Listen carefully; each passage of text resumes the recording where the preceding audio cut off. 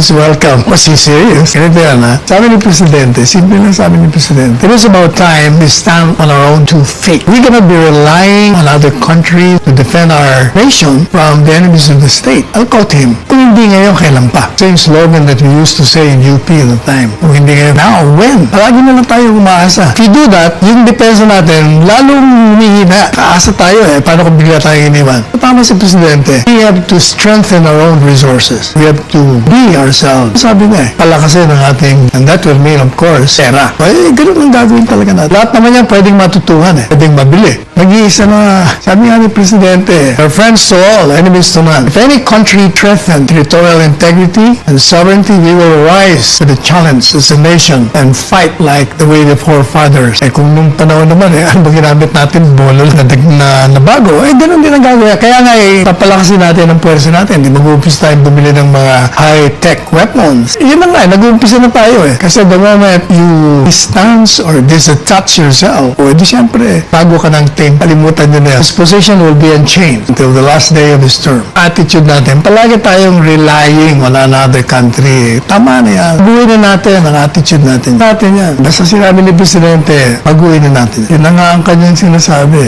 Begin charting of our foreign. Kung nila ngayon sa dito sa virus, parang zero. May nagpadala sa akin ang daming mga ba't ibang bansa ang nagpadala ng kung ano. I think sa US daw zero. Ewan ko doon. Masa tayo from the very beginning. Parang ano yan eh, di ba yung military base agreement? Ang dami sinasabi, mga doom scenario. May nangyari ba? Wala naman ah. O hindi naman namamatay. Lalo pag gumaganda nga ang buhay natin. A certain position. Whatever political, social. But when circumstances, di ba? Babago rin yung ating posisyon eh. So, tingnan natin. Siyempre, palagi may epekto yan. Dati binibigyan tayo, baka hindi na sila magbigay. Pero sabi nga ni Presidente, okay lang yan. Basta tumayo tayo ng sarili natin, maapektuhan. Tatamaan din yun. Which means baka mawala na rin yun. Presidente na hindi niya na kailangan ng alliance sa iba. At tumayo na tayo ng sarili natin. At talagang mawawala lahat yan. Hindi shifting alliance, tinatanggal lahat alliances natin. Una nga eh, sarili na nga eh. Kasi nagbibilang na tayo, hindi. Sila nagbibilang, hindi tayo.